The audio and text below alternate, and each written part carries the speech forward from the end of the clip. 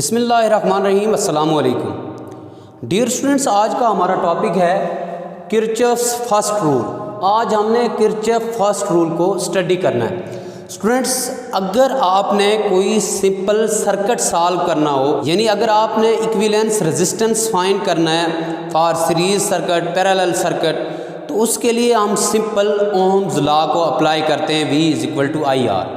लेकिन अगर कोई कॉम्प्लिकेटेड सर्किट हो तो उसको हम ओम्स लॉ के थ्रू सॉल्व नहीं कर सकते। उनको सॉल्व करने के लिए हम स्पेशल रूल्स यूज़ करते हैं जिन्हें हम किरचॉफ्स रूल्स कहते हैं। ये किरचॉफ्स एक साइंटिस्ट थे, इन्होंने कुछ रूल्स इंट्रोड्यूस करवाए थे कॉम्प्लिकेटेड सर्किट्स को सॉल्व करने के लिए, उन्हें किरचॉफ्स रूल्स कहते हैं। ये स्टूडेंट्स आपकी बुक में 2 रूल्स दिए गए हैं। ऐसे स्टूडेंट्स आज हम किरचॉफ्स फर्स्ट रूल को स्टडी करेंगे। स्टूडेंट्स याद रख लीजिएगा, किरचॉफ्स फर्स्ट रूल को KCL यानी किरचॉफ करंट लॉ भी कहा जाता है और इसे पॉइंट रूल भी कहते हैं। यानी हमारे पास पॉइंट रूल भी कहलाता है और इसे हम KCL भी कहते हैं। KCL यानी किरचॉफ्स करंट लॉ, या इसे पॉइंट रूल भी कहते हैं। तो स्टूडेंट्स, सबसे पहले हम इसकी स्टेटमेंट देखते हैं कि किरचॉफ फर्स्ट रूल क्या कहता है। तो इसकी जो स्टेटमेंट हमारे पास है वो है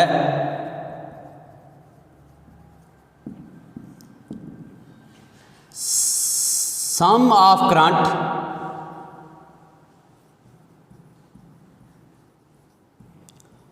flowing toward the point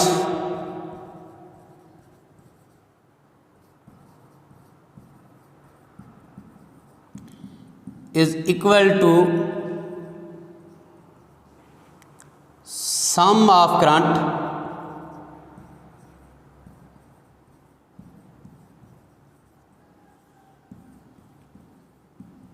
flowing away from the point।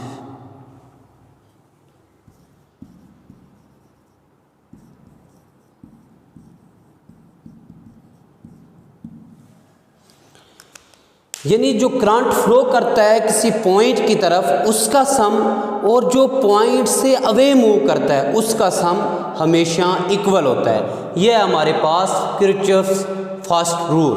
यानी किरचॉफ फर्स्ट रूल हमारे पास क्या है? Sum of current flowing toward the point is equal to sum of current flowing away from the point.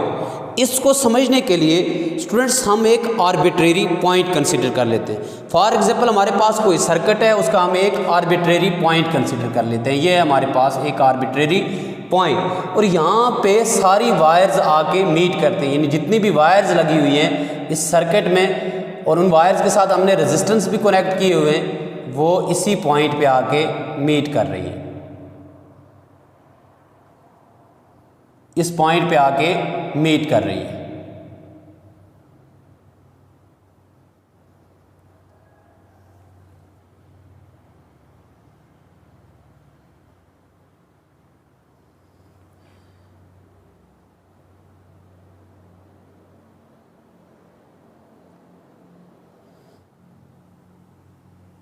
तो स्टूडेंट्स, ये हमारे पास कोई arbitrary point है। किसी भी सर्किट में से हमने एक आर्बिट्रेरी पॉइंट कंसीडर किया है जिस पे सारी वायर्स आके मीट कर रही हैं, और यहाँ पे कोई भी करंट सोर्स नहीं है। यानी जितना भी करंट यहाँ पे मीट कर रहा है वो किसके इक्वल है? 0 के इक्वल है। अब यहाँ पे हम करंट्स को डायरेक्शन असाइन कर देते हैं। फॉर एग्जाम्पल, इस रेजिस्टेंस के अक्रॉस जो करंट फ्लो कर रहा है वो है I1, इस रेजिस्टेंस के अक्रॉस जो करंट फ्लो कर रहा है वो I2, इस रेजिस्टेंस के अक्रॉस जो करंट फ्लो कर रहा है वो I3, और इस रेजिस्टेंस के अक्रॉस जो करंट फ्लो कर रहा है वो है I4। और यहाँ पे जो करंट की डायरेक्शन है वो है टुवर्ड पॉइंट, और I2 से भी करंट की डायरेक्शन है टुवर्ड पॉइंट। I3 से करंट की जो डायरेक्शन है वो है अवे फ्रॉम द पॉइंट, और I4 से भी जो करंट की डायरेक्शन है वो भी है अवे फ्रॉम द पॉइंट। तो स्टूडेंट्स, यहाँ पे देखें, जो करंट फ्लो कर रहा है I1 वो फ्लो कर रहा है toward the point, current I2 भी फ्लो कर रहा है toward the point, I3 flow कर रहा है अवे फ्रॉम द पॉइंट, और I4 भी फ्लो कर रहा है away from the point. Students एक बार मैं फिर रिपीट कर देता हूँ कि हमने किसी भी सर्किट का एक आर्बिट्रेरी पॉइंट कंसीडर करना है जिस पे तमाम वायर्स आके मीट करती हैं और यहाँ पे कोई भी करंट सोर्स नहीं है, इसलिए जितना भी करंट इस पॉइंट पे मीट करता है वो किसके इक्वल है, 0 के इक्वल है। और ये सारी वायर्स इस पॉइंट पे आके मीट कर रही है। इस पॉइंट को हमने नाम दे दिया है पॉइंट ए का। इस पॉइंट को हमने क्या नाम दे दिया है, पॉइंट ए का। अब हम इन सारी वायर्स में से जो करंट फ्लो कर रहा है उसको डायरेक्शन असाइन कर देते हैं। फॉर एग्जांपल इस रेजिस्टेंस के अक्रॉस जो करंट फ्लो करता है वो I1 है और वो फ्लो कर रहा है टुवर्ड पॉइंट, जबकि इस रेजिस्टेंस के अक्रॉस जो करंट फ्लो कर रहा है वो I2 और ये भी मूव कर रहा है टुवर्ड पॉइंट। इस रेजिस्टेंस के अक्रॉस जो करंट फ्लो कर रहा है वो है I3, ये मूव कर रहा है away from the point. Resistance के अक्रॉस जो करंट फ्लो कर रहा है वो है I4 और वो भी मूव कर रहा है अवे फ्रॉम द पॉइंट।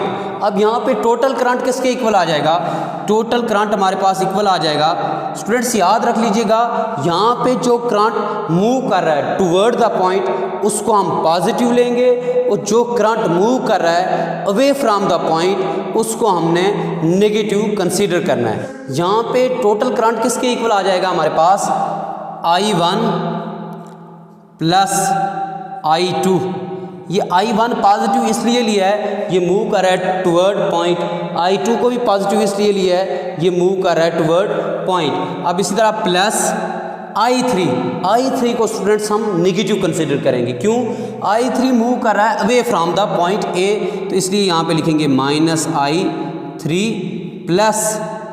अब देखिए I4 को अगर आप देखेंगे तो I4 भी मूव कर रहा है अवे फ्रॉम द पॉइंट, इसलिए इसको भी हम नेगेटिव कंसीडर करेंगे। तो ये हमारे पास आ जाएगा -I4, तो ये हमारे पास आ जाएगा I1, ये इक्वल किसके है, 0 के। ये किसके इक्वल है, 0 के। यानी sum of all current meeting at point A will be equal to 0।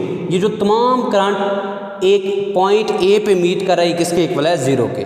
अब यहाँ पे हमारे पास आ जाएगा I1 प्लस I2, ये plus minus minus I3 plus minus minus I4 is equal to 0। अब ये स्टूडेंट्स हमारे पास आ जाएगा I1 प्लस I2, ये माइनस I3 है, दूसरी तरफ जाएगा प्लस I3, और इसी तरह ये माइनस I4 है, दूसरी तरफ जाएगा प्लस I4। अब स्टूडेंट्स अब आते हैं इसकी स्टेटमेंट की तरफ। अब इसकी स्टेटमेंट हमने क्या लिखी थी कि sum of all current flowing toward the point is equal to sum of all current flowing away from the point. अब यहाँ पे इस डायग्राम से देखें पॉइंट की तरफ कौन सा करंट फ्लो कर रहा है, I1 और I2, यानी I1 और I2 toward the point flow कर रहा है। इनका सम इक्वल किसके है, अवे फ्रॉम पॉइंट जो करंट मूव कर रहा है। अब अवे फ्रॉम पॉइंट करंट कौन सा मूव कर रहा है, I3 और I4, ये अवे फ्रॉम पॉइंट मूव कर रहे हैं, इनके सम के इक्वल। यानी sum of current flowing toward the point is equal to sum of current flowing away from the point. यही स्टूडेंट्स हमारे पास किरचॉफ फर्स्ट रूल है। तो ये जो किरचॉफ फर्स्ट रूल है ये मैनिफेस्ट करता है law of conservation of charge को, यानी ये law of conservation of charge को होल्ड करता है।